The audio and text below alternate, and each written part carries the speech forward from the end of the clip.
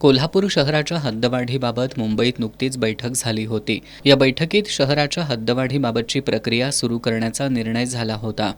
त्यानंतर हद्दवाढ विरोधी कृती समितीनं बैठक घेऊन हद्दवाढ होऊ देणार नाही, प्रसंगी रस्त्यावरील आणि न्यायालयीन लढाईचा निर्धार केला होता।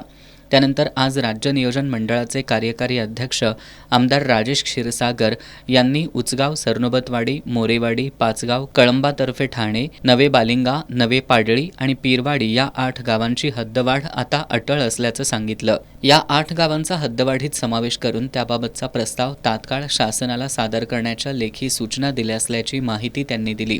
आयुक्त तथा प्रशासक कोल्हापूर महानगरपालिका यांना मी आज पत्र दिलेलं आहे की आपली जी काही शहरालगतची असणारी जी गाव आहेत, नदीच्या आतली आणि हायवेच्या आतली, यामध्ये प्रामुख्यानं उचगाव, सरनोबतवाडी, मोरेवाडी, पाचगाव, कळंबा, तर्फ ठाणे, नवे बालिंगा, नवे पाडे आणि पीरवाडी अशी 8 गाव आहेत। यामध्ये ही हद्दवाढीमध्ये पहिल्या टप्प्यामध्ये घ्यावी अशा पद्धतीचं एकमत आपलं झालेलं आहे। याची प्रोसेस सुरू करण्याविषयी सन्मान्य आयुक्तांना वरून सूचना आलेल्या आहेत। मी हे जर पत्र दिल्यानंतर आयुक्त हे पत्र ह्या पत्राची कॉपी किंवा याचा प्रस्ताव हा जिल्हा परिषद सिओनच्याकडे दाखल करतील।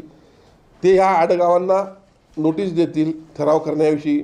ठराव पॉझिटिव्ह म्हणजे सकारात्मक असू दे अथवा नकारात्मक असू दे, हा ठराव आपण हे करून प्रस्ताव पुन्हा महापालिकेकडून शासनाला पाठवला जाईल। आणि मला असं वाटतंय की परत एकदा की यामध्ये टाकाला जाऊन मोगाला पोहायची काय गरज नाही, हद्दवाढी गरज आहे, काळाची गरज आहे। आणि 8 गावांची हद्द वाढवण्यासाठी आमचा अजूनही प्रयत्न आहे। सर्वच प्रमुख नेत्यांचं यासाठी मला सहकार्य लाभलेलं आहे।